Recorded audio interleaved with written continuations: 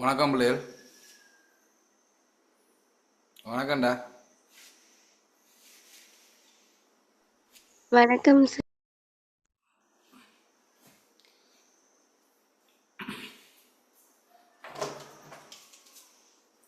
Right, இப்போ பாருங்க பிள்ளைகள், நாங்கள் அன்னைக்கு எங்களோட பாடத்தில் நாங்கள் படித்தவங்க சடப்பொருள் எப்படி மாற்றங்களும் நிறைய விஷயம் பார்த்துருக்குறோம். ரசாயன மாற்றங்கள் பார்த்துட்டோம், தாக்க விதத்தோட பார்த்துருக்கோம், ரசாயன சமன்பாடுகள் பார்த்துருக்குறோம். ரைட், அப்படியே போனாஸ் சார் உலோகங்கள், அதாவது உலோகங்களோட தாக்கம் பார்த்துனாங்க, எப்படி தாக்கம்னு பார்த்துனாங்க. இப்போ அடுத்த செக்ஷன் வந்து பார்த்தீங்கன்னா இரும்பு பிரித்தெடுப்பு. சரியா பிள்ளைகள்? ரைட், இப்போ நாங்கள் பார்த்த மாதிரி இரும்பு வந்து தாக்கத்தோட கீழே இருக்கிறார். இப்போ இந்த இரும்பு வந்து என்ன முறை மூலம் பிரித்தெடுக்கப்படும் பார்த்தீங்க பிள்ளைகள்? தாழ்த்தல் முறை மூலம் பிரித்தெடுக்கப்படும். இரும்பு வந்து தாழ்த்தல் முறை மூலம் பிரித்தெடுக்கப்படும். அவனோட முக்கியமான விஷயம் பாருங்க, தாழ்த்தல் முறை மூலம் வந்து பிரித்தெடுக்க போறோம். ரைட், அப்ப என்னதான் இந்த இரும்பு பிரித்தெடுக்க போறோம்னு பார்த்தீங்கன்னா, இரும்பு வந்து இயற்கையில வந்து எப்படி காணப்படும் என்றால் ஏமடைட்டாக காணப்படும். ஏமடைட் என்ற தாது பொருள் இருந்தால் என்ன செய்யப்படும்? இந்த இரும்பு வந்து காணப்படும். இரும்பு அணைக்க தாது பொருளுக்கு பேர் வந்து ஏமடைட்னு சொல்லுவாங்க. அதாவது Fe2O3 சூத்திரம். சரி, ஏமடைட்னு சொல்லுவாங்க. இந்த ஏமடைட் என்ற தாது பொருள் இருந்தால் என்ன செய்யப்படுது? இந்த இரும்பு வந்து பிரித்தெடுக்கப்படும். தாழ்த்த முறை மூலம் பிரித்தெடுக்கப்படும். யாரால் தாழ்த்தப்படுது என்றால் கார்பனோஆக்சைடால CO-ஆல தாழ்த்தப்பட்டு, இந்த கார்பனோஆக்சைடால் தாழ்த்தப்பட்டு என்ன செய்யப்படுது? இந்த இரும்பு வந்து பிரித்தெடுக்கப்படுது. ரைட், கொஞ்சம் வந்து பார்த்தீங்கன்னு சொன்னால் இந்த இரும்பு பிரித்தெடுப்பு வந்து பார்த்தீங்கன்னா விசேடமாக ஒரு அமைப்பு ஒன்று செய்திருக்கிறோம். அந்த அமைப்புக்கு என்ன பேர் என்றால் ஊதுலை. சரி, ஊதுலை என்ற அமைப்பு செய்து அதுக்குள்ள என்ன செய்ய போகிறோம்? இங்கே வந்து நாங்கள் இரும்பை பிரித்தெடுக்க போகிறோம். இந்த ஊதுலை வந்து பார்த்தீங்கன்னா கிட்டத்தட்ட 60 மீட்டர் உயரமான ஒரு 60 மீட்டர் உயரமாக இருக்கும். இதுக்கு நாங்கள் வெப்பத்தை பரம் வெப்பம் வந்து பார்த்தீங்கன்னா கிட்டத்தட்ட 1000 பாகை செல்சியஸ் தொடக்கம் 1900 பாகை செல்சியஸ் மட்டும் செய்யப்படும். இங்கே வந்து வெப்பநிலை வந்து காணப்பட போகுது. ரைட், அப்ப இந்த ஊதுலைக்கு வந்து மூலப்பொருளாக நாங்கள் 3 மூலப்பொருளை போட போறோம். ஒன்று வந்து பார்த்தீங்கன்னா hematite,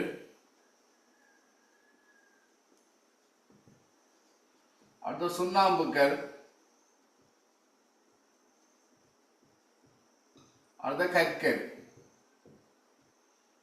Fe2O3 சுண்ணாம்புக்கல், calcium carbonate, கற்கரி car, இந்த 3 மூலப்பொருளையும் போடப்போம். ரைட், ஏற்கனவே போடுறோம்னு சொன்னா பாருங்க, ஒன்று இந்த ஏமடைட் வந்து பாத்தீங்கன்னா அதான் இந்த இரும்பு அடங்கிய தாது பொருள். ஆகவே ஏமடைட் வந்து எங்களுக்கு தேவை இரும்பு பிரித்தெடுப்பதற்கு. அது மாதிரி கற்கரி ஏன் போடுறோம் என்றால், இந்த எங்களுக்கு ஏமடைட் தாழ்த்த போற யாருன்னு சொன்னா கார்பனோஆக்சைடு தான் தாழ்த்த போற, CO கார்பனோஆக்சைடுன்னு சொல்லுவோம். ரைட், அந்த கார்பனோஆக்சைடு தான் ஏமடைட்டை தாழ்த்த போகுது. அப்ப இந்த கார்பனோஆக்சைடை பெற்றுக்கொள்வதற்காக என்ன செய்யறோம்? இந்த கற்கரி வந்து நாங்கள் இதுக்கு போட்டுக்கொள்றோம். அதே மாதிரி சுண்ணாம்புக்கு கால்சியம் கார்பனேட் போடுறோம்டா, இதுல கொஞ்சம் கழிவுகள் காணப்படும்னா அந்த கழிவுகளை அகற்றத்துக்கு யார் தேவைன்றால் இந்த கால்சியம் கார்பனேட் பிரிகடைஞ்சு வர கால்சியம் ஆக்சைடு தேவை. நாங்கள் தாக்கம் படிப்போம். ரைட், அப்போ அதை வந்து என்ன செய்யப்படுது? இந்த இது வந்து கழிவுகள் வந்து அகற்றப்பட போறேன். ரைட், இப்ப நாங்கள் இந்த ஊதுலைக்கு நடைபெற தாக்கங்களை பார்ப்போம். சரியாவிலே ஊதுலைக்கு நடைபெறுகின்ற தாக்கங்களை பார்க்க போறோம். முதல்ல என்ன நடக்குன்னா பாருங்க, முதலாவது தாக்கம் என்னென்றால் இந்த காவன் இருக்குத்தானே, இந்த காவன் ஆக்சிஜனோட தாக்கம் அடைந்து CO2 வரப்போம். காவன் வந்து ஆக்சிஜனோட தாக்கம் அடைந்து என்ன என்ன செய்ய போறோம்? கார்பன் நீர் ஆக்சைடு வரப்போம். பிறகு வந்து பாத்தீங்கன்னா அடுத்தது என்ன செய்ய போனால் இந்த கார்பன் நீர் ஆக்சைடு திருப்பி கார்பனோட தாக்கம் அடைந்து என்ன உருவாக போகுது? கார்பனோஆக்சைடு வர போறார். ரைட், கார்பனோஆக்சைடு, இந்த கார்பனோஆக்சைடு தான் எங்களுக்கு தேவை இரும்பை தாத்தியாக்குறது. அடுத்தது இந்த ஏமடைட் வந்து பாத்தீங்கன்னா Fe2O3 இந்த கார்பனோஆக்சைடால தாழ்த்தப்பட்டு என்ன வர போகுது? இரும்பு, திரவ இரும்பும் அங்கால CO2 வாயும் வர போறேன். திரவ இரும்பும் CO2 வாயும் வரப்போகுது. முக்கியமான தாக்கம் இது. திரவ இரும்பும் CO2 வாயும் வரப்போகுது. அப்ப இந்த CO2 வாயு வந்து பார்த்தீங்கன்னா இதால் வெளியேறும். இந்த வழியாக வந்து CO2 வாயு வெளியேறப்பட்டுரும். அப்ப திரவ இரும்பு மட்டும் இருப்பேன். ரைட். இப்ப இரும்பு வந்து யோசிக்க கூடாது. இரும்பு வந்து திரவ இரும்பு வந்துட்டு, ஆனால் இந்த இரும்பு தூய இரும்பாக இருக்காது. இதுல கழிவுகள் இருக்கு. ரைட். அப்ப அடுத்ததாக பாருங்க, இந்த கால்சியம் கார்பனேட் நாங்க போட்ட சுண்ணாம்புக்கள் என்ன செய்ய போறோம்னா பிரிகை அடைந்து கால்சியம் ஆக்சைடாகவும் CO2 வாயுவாக பெறப்போம். ரைட். இவ்வளவுதாக வருது. அடுத்த வந்து பாத்தீங்கன்னா இந்த நான் சொன்ன மாதிரி இதுல வந்து ரெண்டு கழிவுகள் இருக்கும். ரெண்டு கழிவுகள் இருக்கும். ஒன்று என்னென்றால் சிலிக்கா நீர் ஆக்சைடு, அதாவது சிலிக்கான்னு சொல்லுவோம், அல்லது அலுமினியம் ஆக்சைடு அல்லது அலுமினான்னு சொல்லுவோம். ரைட். இப்ப ரெண்டு கழிவுகள் இருக்கு. சிலிக்கா நீர் ஆக்சைடு, அலுமினியம் ஆக்சைடு அல்லது சிலிக்கா அலுமினான்னு சொல்லுவோம். ரைட். அப்ப இந்த ரெண்டு கழிவுகள் என்ன செய்ய மாட்டேன், கழிவை வந்து அகற்றுறது தான் இந்த பயன்படுத்த போறேன். அப்ப இந்த கழிவு என்ன செய்ய மாட்டால் இந்த கால்சியம் ஆக்சைடோடு தாக்கம் அடைந்து, அதாவது கால்சியம் ஆக்சைடு பிளஸ் SiO2 தாக்கம் என்ன செய்ய மாட்டால் கால்சியம் சிலிக்கேட் SiO3, சரி, கால்சியம் சிலிக்கேட் ஆகும். அதே மாதிரி கால்சியம் ஆக்சைடோட வந்து Al2O3 தாக்கம் என்ன செய்ய மாட்டால் கால்சியம் அலுமினேட்டு, சரி, ஆகவே மாறி உலோக கழிவுன்னு சொல்லுவோம். உலோக கழிவுகளாக என்ன செய்ய போகுது, வெளியேற போகுது. என்ன பேர், கால்சியம் சிலிக்கேட்டு, கால்சியம் அலுமினேட். இதுக்கு பேர் வந்து கால்சியம் சிலிக்கேட்டு, இது வந்து கால்சியம் அலுமினேட்.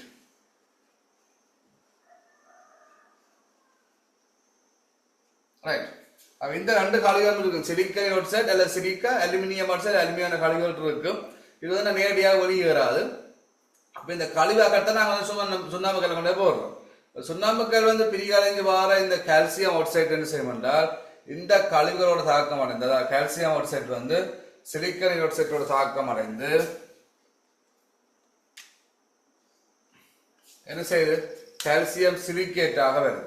அதே மாதிரி கால்சியம் ஆக்சைடு அலுமினியம் ஆக்சைடு தாக்கம் அடைந்து கால்சியம் அலுமினேட்டாக வருது. இந்த ரெண்டு தான் ரெண்டு கழிவுகள் தான் உலோக கழிவு வந்து இந்த பகுதியால் வந்து வெளியேற போகுது. வெளியேற இந்த கீழே வந்து திரவ இரும்பு என்ன செய்ய போகுது, வெளியேற போகுது. அதாவது கழிவுகள் அகற்றப்பட்ட அப்புறம் தூய இரும்பு வரப்படும். சரி, பிறகு நாங்கள் அந்த இரும்பு என்ன செய்யலாம், திண்மமாக்கி பெற்றுக்கொள்ளக்கூடியதாக இருக்கு. விளக்கிட்டாவிலே விழாந்தான இரும்பு பிரித்தெடும்பு நடைபெறும் செயற்பாடாக இருக்கு. விளங்குதா?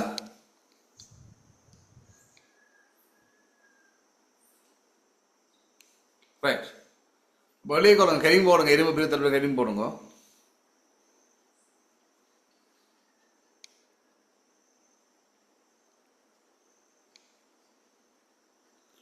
இரும்பு பிரித்தெடுப்பு கரியும் போடுங்க.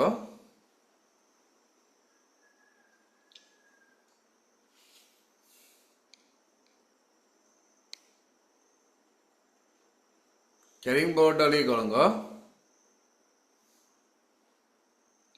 இரும்பு தாழ்த்தல் முறை மூலம் பிரித்தெடுக்கப்படும். தாழ்த்தல் முறை மூலம் பிரித்தெடுக்கப்படும். இரும்பானது தாழ்த்தல் முறை மூலம் பிரித்தெடுக்கப்படும்.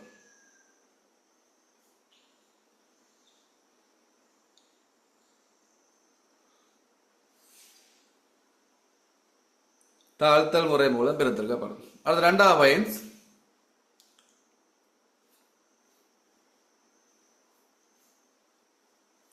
இரும்படங்கிய தாது பொருள் ஏமடைட் ஆகும். இரும்படங்கிய தாது பொருள் ஏமடைட் ஆகும். பிராக்கெட்ல போடுங்க சூத்திரம் Fe2O3. வெளிய பாருங்க, ஏமடைட்டுக்கான சூத்திரம் Fe2O3. இங்க Fe2O3 ஏமடைட் ஆகும். இரும்படங்கிய தாது பொருள் ஏமடைட் ஆகும், Fe2O3.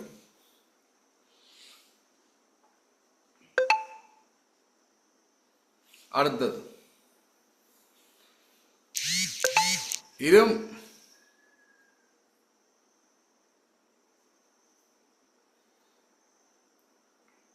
இரும்பு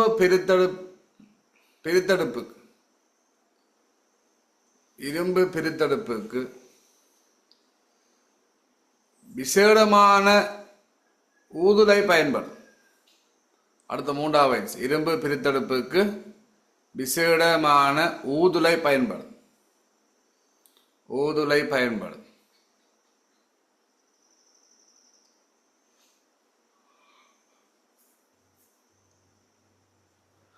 சேர்த்தலுங்க. இது 60 மீட்டர் உயரமானது. விசேடமான ஊதுலை பயன்படும். இது 60 மீட்டர் உயர முடியும். 60 மீட்டர் உயர முடியாது.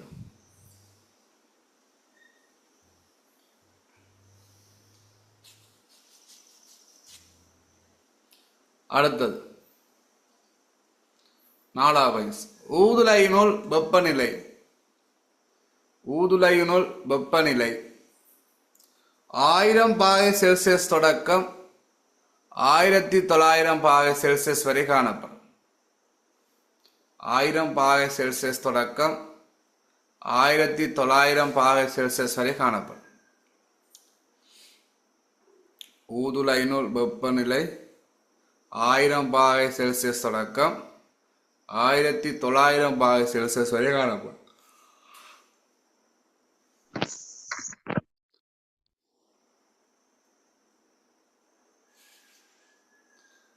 ஆயிரம் பாகை செல்சியஸ் தொடக்கம் 1900 பாகை செல்சியஸ் வரை காணப்படும்.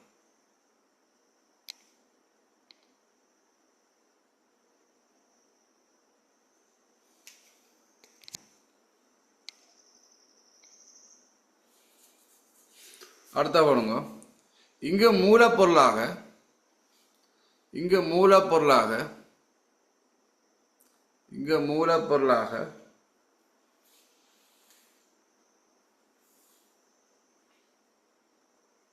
ஏமடைட்டு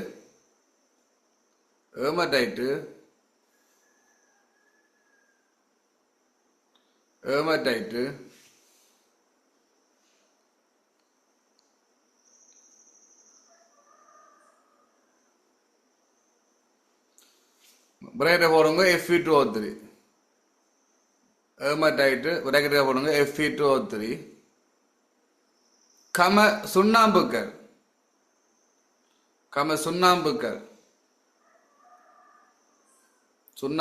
பிரேக்கை போடுங்க கால்சியம் கார்பனேட் CaCO3. சுண்ணாம்புக்கல் பிரேக்கை போடுங்க கால்சியம் கார்பனேட் CaCO3.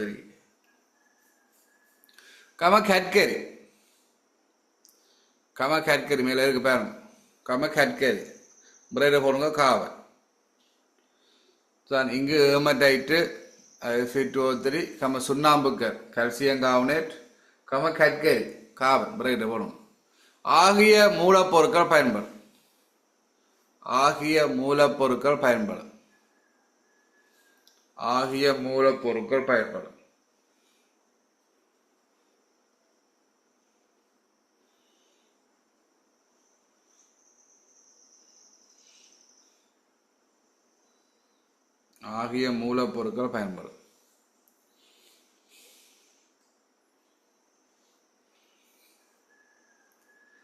அதுக்கு எழுதிக்கொள்ளுங்க. ஏமடைட் என்ற பொருள் டேஷ் பாயிண்ட் எழுதிக்கொள்ளுங்க. கீழே ஏமடைட் என்ற பொருள் டேஷ் பாயிண்ட் எழுதிக்கொள்ளுங்க.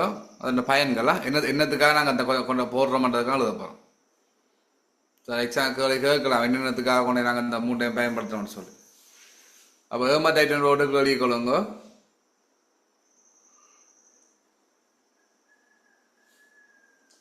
இரும்பு அடங்கிய தாது பொருள். ஏமடைட் என்ற பொருள் டேஷ் பாயிண்ட் எழுதிக்கொள்ளுங்க. இரும்பு அடங்கிய தாது பொருள். இரும்பு அடங்கிய தாது பொருள்.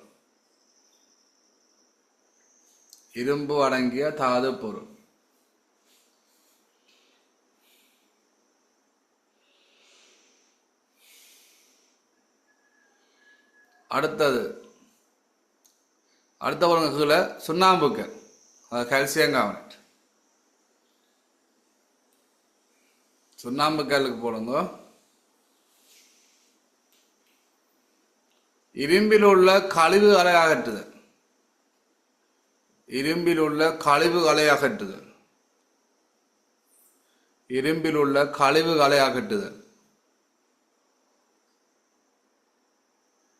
இதெல்லாம் நான் புரியுமா நோட்ஸ் கொடுக்குறேன். அதுலேயே பார்த்து தாக்கங்களை பார்த்தே எழுதலாம். நான் உங்களை தாரேன். ஆனால் நேரடி காசாக இந்த விஷயம் கொடுக்க நான் என்னத்துக்கு பயன்படணும்னு சொல்லி கொடுக்குறேன். ஸோ வாயில் சொல்லிட்டு வர்றது. ரைட். அடுத்தது கட்கரி காவன். காவன் போடுங்க. காவன் அண்டோடு கீழே ஓடுக்கொள்ளுங்க. ஏமடைட்டை தாழ்த்தும் காபனோரோட்சைட்டை பெற்றுக்கொள்ளுது. ஏமடைட்டை தாழ்த்தும் காபனோரோட்சைட்டை பெற்றுக்கொள்ளுது. அப்போ எம்சிக்குள்ள ஏமடைட்டை தாழ்த்தி தொழிற்படுறது யாரு? காபனோரோட்சைட். என்ன CO காபனோரோட்சைட். கற்கரிக்கு போட்டுக்கொள்ளுங்க. ஏமடைட்டை தாழ்த்தும் காபனோரோட்சைட்டை பெற்றுக்கொள்ளுது. காபனோரோட்சைட்டை பெற்றுக்கொள்ளுது.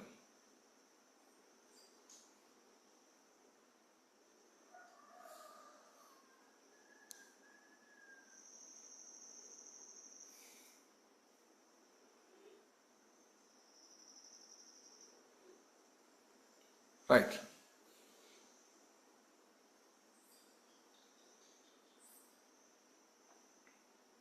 அடுத்த கெரியும் போடுங்க. ஊதுலையில் நடைபெறும் தாக்கங்கள்.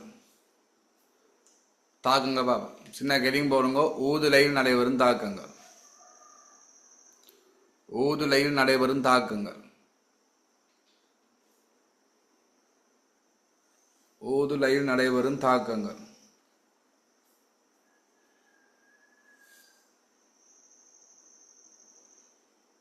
ஊதுலையில் நடைபெறும் தாக்கங்கள்.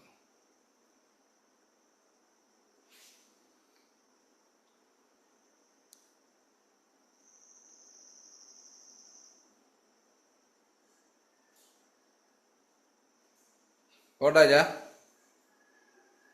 ரைட். போட்டு இந்த படம் இருக்கு தானே பிள்ளை, இந்த படத்துக்கு இடத்த விடுங்க. இப்போ நீங்கள் வீட்டை கறிக்கொள்ளுங்க. புத்தாதில் இருக்கு பாருங்க இந்த படம். இப்போ வினாக்கடம்.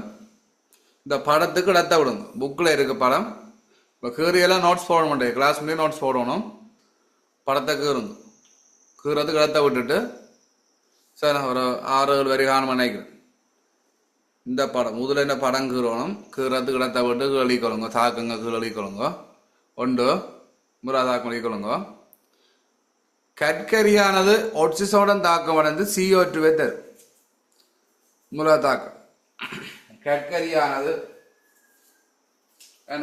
கற்கரியானது ஒட்சிசோடன் தாக்கம் அடைந்து CO2 தரும். கற்கரியானது ஒட்சிசோடன் தாக்கம் அடைந்து CO2 தரும். இந்த தாக்கத்தை மட்டும் எழுதுங்க. மூலாதாக்கத்தை மட்டும். கற்கரியானது ஒட்சிசோடன் தாக்கம் அடைந்து CO2 தரும்.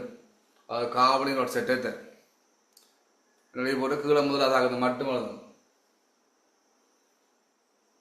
முதலாதாக்கத்தை மட்டும் எழுதுங்க.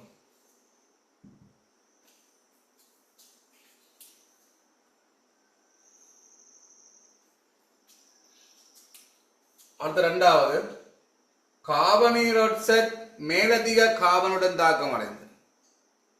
கார்பனீரொட்சைட் மேலதிக கார்பனுடன் தாக்கம் அடைந்து.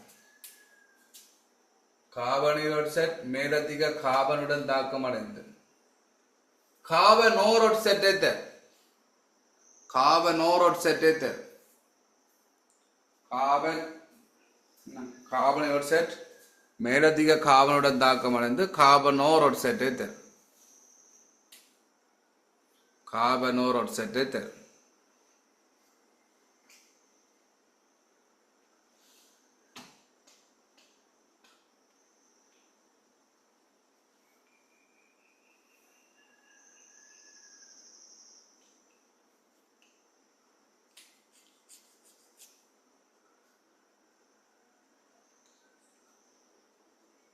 அடுத்த மூன்றாவது ஏமடைட் ஆனது. அடுத்த மூன்றாவது தாக்கம் அளிட்டுங்க. அவளே தாக்கத்தால் கார்பனீரொட்சைட் கார்பனோட தாக்கம் வந்து கார்பனோட்சைட் வருவாங்க. இந்த தாக்கம் எழுதுங்க. வெளியே போட்டு மூன்றாவது ஏமடைட்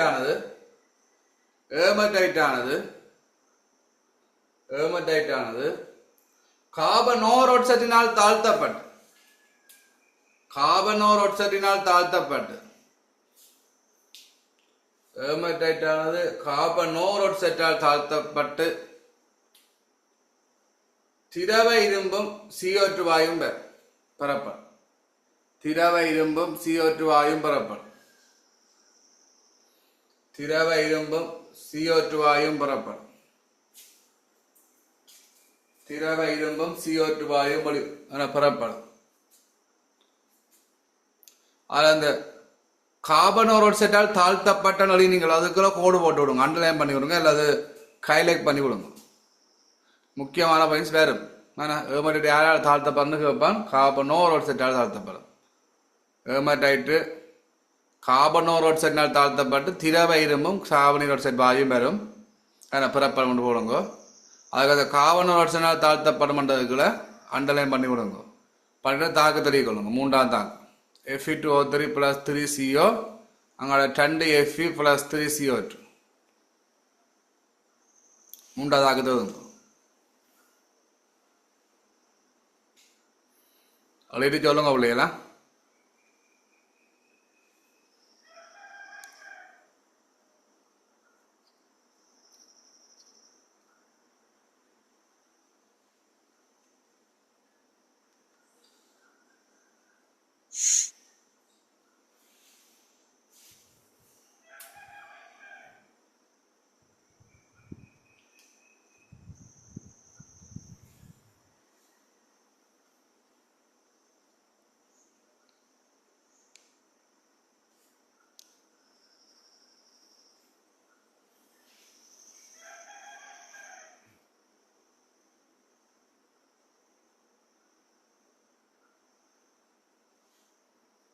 அடுத்த நாலாவது கால்சியம் கார்பனேட் வெப்ப பிரிகடை.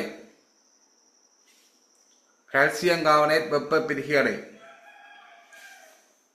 கால்சியம் கார்பனேட் வெப்ப பிரிகடை தாக்குதல். நாலாவது தாக்குதல் கால்சியம் கார்பனேட் வெப்ப பிரிகை. அங்கே கால்சியம் அடிச்சு பிளஸ் CO2 நாலாவது தாக்குதல் ஈக்குவலம். கால்சியம் கார்பனேட் வெப்ப பிரிகடை இந்த தாக்குதல் ஈக்குவலம்.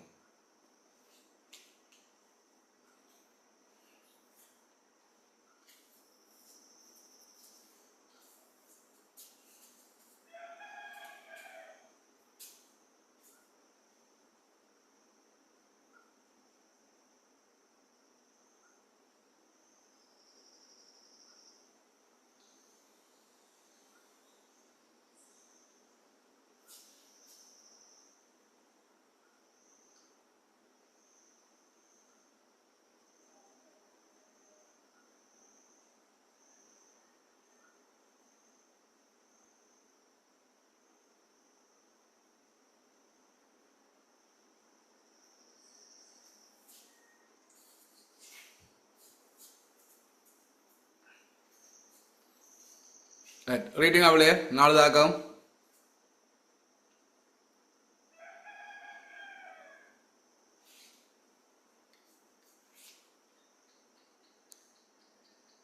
என்ன நிறுத்த மாட்டீங்களா? அது என் காணல, சவுண்டை காணல, சத்தத்தை என் காணல, ரிப்ளை என் காணல. நாலுதாக்கம் எழுதியாச்சா?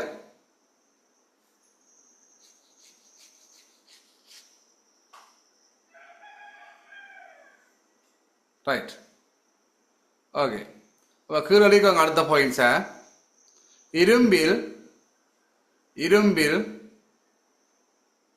இரும்பில் சிலிக்கா நீரோட்சைட் அல்லது சிலிக்கா ஸ்லாஷ் பண்ணுங்க எல்லாம். இரும்பில் சிலிக்கா நீரோட்சைட் அல்லது சிலிக்கா ரெண்டும் ஒன்று தானா? சிலிக்கா நீரோட்சைட் அல்லது சிலிக்கா பிராக்கெட்டுக்கு போடுங்க SiO2. இரும்பில் சிலிக்கா நீரோட்சைட் அல்லது சிலிக்கா பிராக்கெட்டுக்கு போடுங்க SiO2. SiO2 காம அலுமினியம் ஆக்சைடு அல்லது அலுமினா. அலுமினியம் ஆக்சைடு அல்லது அலுமினா. அலுமினியம் ஆக்சைடு அல்லது அலுமினா. Al2O3. Al2O3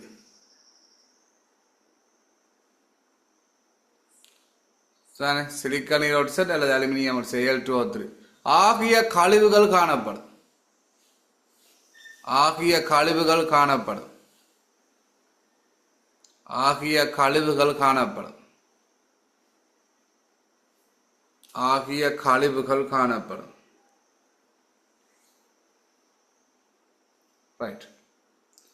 அடுத்த வரி சரி ஒரு வரி விட்டு எழுதி கொடுங்க. இக்கழிவுகள் கால்சியம் ஆக்சைடுடன் தாக்கமடைந்து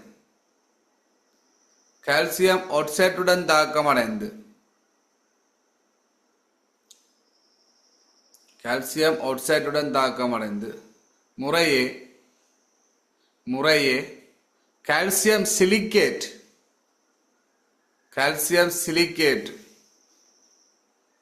CaSiO3 கால்சியம் சிலிக்கேட் விரைகிற போடுங்க சூத்திரத்தை.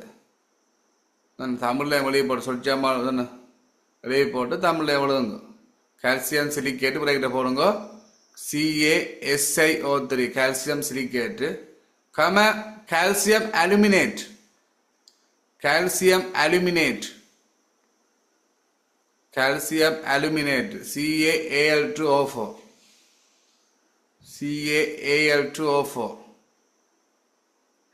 கால்சியம் அலுமினேட் ஆகிய கழிவுகளாக வெளியேறும்.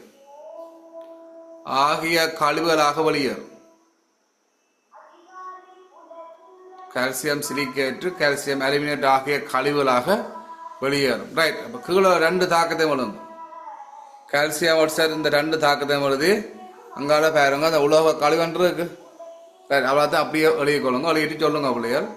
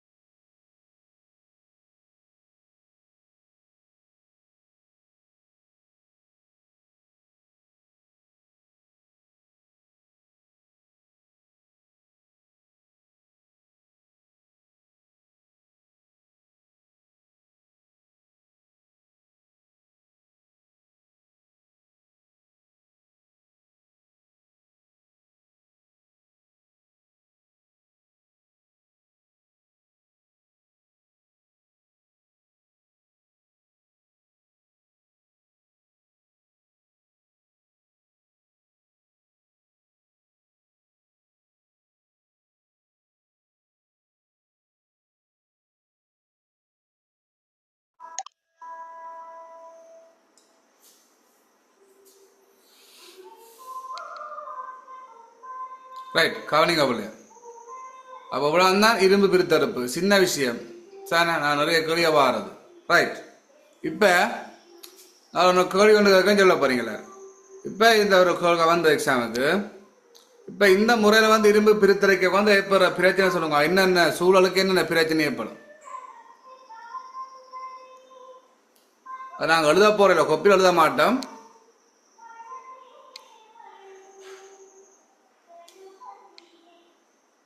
சொல்லுங்க.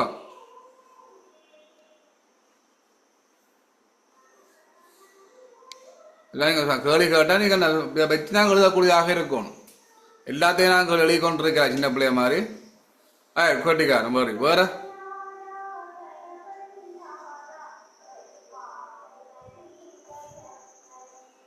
ஒரு 3 பிரச்சனை சொல்லுங்க. 3 பிரச்சனை ஒன்று பிள்ளை சொல்லியிருக்கேன்.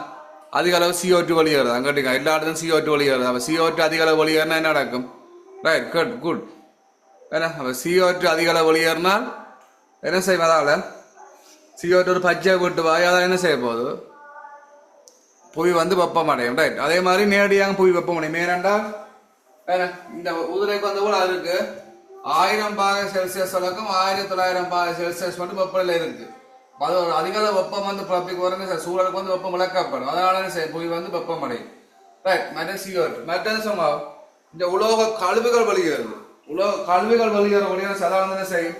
மண்மலம் வந்து என்ன செய்யப்படும்? பாதிக்கப்பட போகுது. இப்படி நிறைய விஷயங்கள் என்ன செய்யலாம் பார்த்தொழிய கொண்டு இருக்கு. அப்புறம் அங்கெல்லாம் கொப்பில் எழுதையில நீங்க என்ன செய்யுங்க?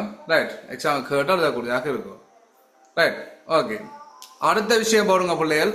பொன் பிரித்தல் தெரியும் போடுங்க. பொன் பிரித்தல் இது அழைக்கிறேன்.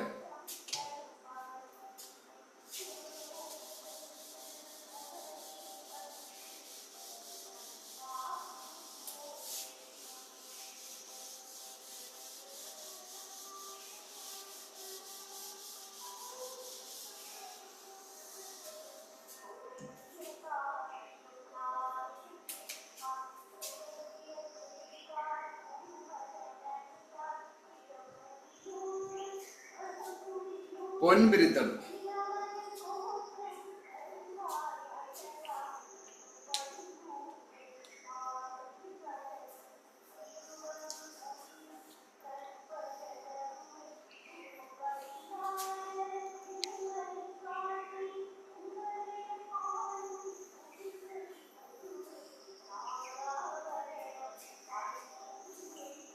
கவனிங்க போல. பொன் பிரித்தல் என்ன முறையடா? என்ன முறை மூலம் பொன் பிரித்தல் கப்பல்?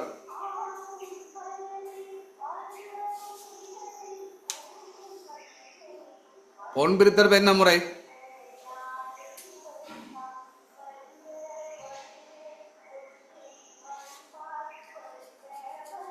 பொதுவா என்ன சொல்ற? என்ன முறைன்னு சொல்ற? பொதுவா படிச்சாங்க தாக்கத்துல படிச்சாங்க என்ன முறைன்னு சொல்லி.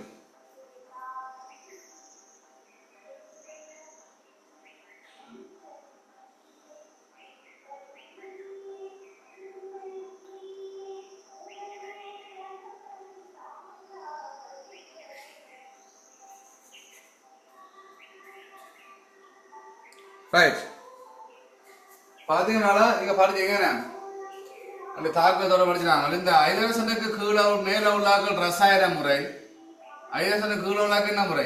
பௌதிக முறை சொல்லி படிச்சினாங்க. ரைட் அப்ப அந்த அரித்தல் புடைத்தல் எல்லாம் என்ன முறை? பௌதிக முறைக்கா மேல போகுது. அப்ப இந்த பொன் வந்து பாத்தீங்கன்னா கீழே இருக்கிற ஆக கீழே இருக்கிற என்ன முறை மூலம் பிரித்தெடுக்கப்படும் என்றால் பௌதிக முறை மூலம் பிரித்தெடுக்கப்படும். என்ன முறைடா? பௌதிக முறை. பௌதிக முறைன்னா அரித்தல் புடைத்தல் அதெல்லாம் தாக்கங்களாம் அங்க இருக்காது. ரைட் ரசாயன முறையில தான் ரசாயன தாக்கங்கள் இருக்கு. அப்ப சிம்பிளா பணமாயிட்டு போகலாம். இப்ப என்ன செய்ய போறோம்னால் இந்த பொன் அடங்கிய தாதை நாங்க அப்படி என்ன செய்ய மண்ணை எடுத்துனாங்க. அதை முதல்ல அரிப்போம். அரிச்சால் என்ன நடக்க மாட்டால் சார் இந்த அறிக்கைக்கு என்ன நடக்கும்னா அங்க வந்து அதிக அளவு கழுவு வந்து அகற்றப்படும். சார் அறிக்கைக்கு என்ன செய்யப்படும்? அதிக அளவு கழுவு வந்து அகற்றப்படும். பிறகு நாங்க என்ன செய்ய மாட்டால் இதை வந்து நுண்ணிய தூளாக்கி நுண்ணிய தூளாக அப்படி அடிச்சு தூளாக்கி போட்டு என்ன செய்ய போறோம்? ஓடும் நீரில கழுவ போறோம். சரி ஓடுற தள்ள போய் களியைக்கு வந்து பாத்தீங்கன்னா பொன் வந்து அடர்த்தி கூட, பொண்ணு அடர்த்தி வந்து பிள்ளைகள் கூடுவா இருக்கு. அப்ப அடர்த்தி கூட அங்க அடர்த்தி கூடினா கீழே இருக்கும், அடர்த்தி குறைந்தா மேல மிதக்கும். நீங்க படிச்சிருப்பீங்க அடர்த்தி கூடினால் மிதக்கும், அடர்த்தி கூடினா கீழே வரும், அடர்த்தி குறைஞ்சா மிதக்கும். அவ பொண்ணு அடர்த்தி அதிகம் என்ன செய்ய மாட்டால் இந்த பொன் வந்து கீழே பார்த்ததுன்னு அடிக்கு வந்துடும், அடிப்பகுதிக்கு வந்துடும். ஏனைய கழிவுகள் என்ன செய்யும்? அடர்த்தி குறையனுடைய என்ன செய்யும்? மேல மிதக்கும். இப்ப மிதக்க என்ன செய்ய போதும்? அதான் நாங்க ஓடுற தண்ணில கழுவுக்கு என்ன செய்ய மாட்டோம்? அந்த மிதக்கிற கழிவுல என்ன செய்யும்? அப்படியே தண்ணியில அள்ளுப்பட்டு கொண்டு போயிடும். அப்ப என்ன செய்யும்? பொன் வந்து மிஞ்சி இருக்கு. சரி இவ்வளவு தான் பொன் பிரித்தெடுக்க முறை. பெரிய முறை ஒன்றுமே சானே பௌதிக முறை. ரைட், வெளியே கொள்ளுங்க. வெளியே கொண்டு பொன் பிரித்தெடுக்க கரியும் பொருள் வெளியே கொள்ளுங்க. பௌதிக முறை மூலம் பிரித்தெடுக்கப்படும். பௌதிக முறை மூலம் பிரித்தெடுக்கப்படும்.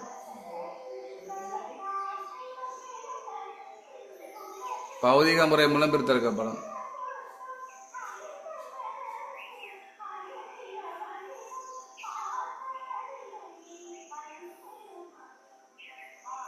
இரண்டாவது அரித்தல் மூலம். அரித்தல் மூலம் பொன்னிலுள்ள அதிகளவு மாசுகள் அகற்றப்படும். பொன்னிலுள்ள அதிகளவு மாசுகள் அகற்றப்படும். அதிகளவு மாசுகள் அகற்றப்படும்.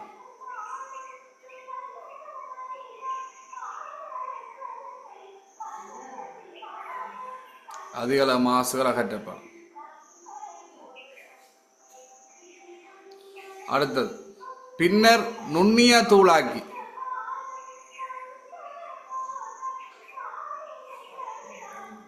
பின்னர் நுண்ணிய தூளாக்கி ஓடும் நீரில் கழுவும் போது. நுண்ணிய தூளாக்கி ஓடும் நீரில் கழுவும் போது, அதை களையும் போது, களையும். நுண்ணிய தூளாக்கி ஓடும் நீரில் களையும் போது பொன் அடர்த்தி கூடியதால். பொன் அடர்த்தி கூடியதால் பாத்திரத்தின் அடிப்பகுதியில் சேரும்.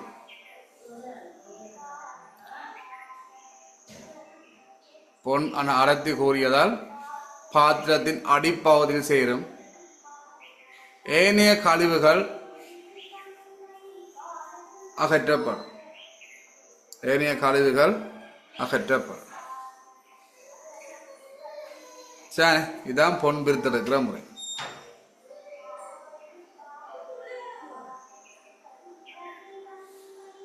சரி, இது பொன் பிரித்தெடுப்பா.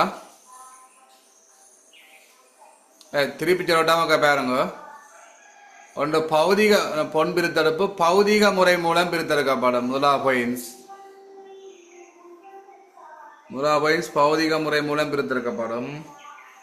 இரண்டாவது அரித்தல் மூலம் பொன்னிலுள்ள அதிகளவு மாசுகள் அகற்றப்படும், அதாவது கழிவுகள் அகற்றப்படும்.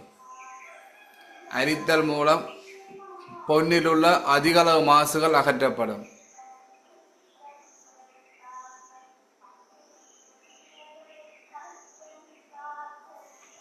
அடுத்தது பின்னர் நுண்ணிய தூளாக்கி ஓடும் நீரில் களையும் போது. நுண்ணிய தூளாக்கி ஓடும் நீரில் களையும் போது பொன் அடர்த்தி கூடியதால் பாத்திரத்தின் அடிப்பகுதியில் சேரும். பாத்திரத்தின் அடிப்பகுதியில் சேரும். ஏனைய கழிவுகள் அகற்றப்படும். சரியா?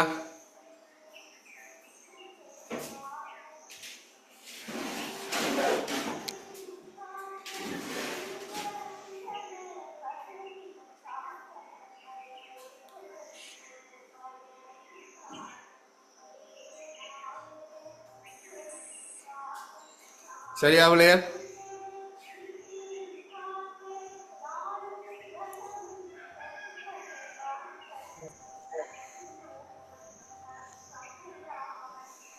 ரைட், ஓகே பிள்ளையா. அப்ப இரும்பிரித்தல் பொன் பிரித்தல் முடிச்சிட்டோம்.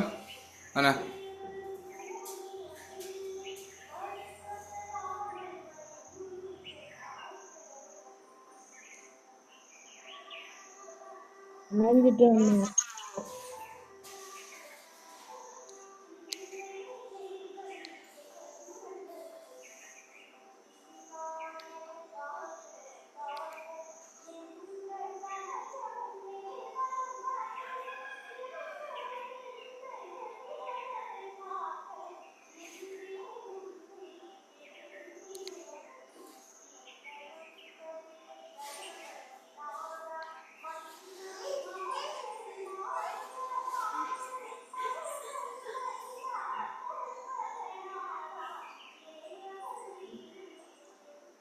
ரைட் அடுத்த நாங்கள் பாய்கள் தயாரி தான் படிக்கணும்.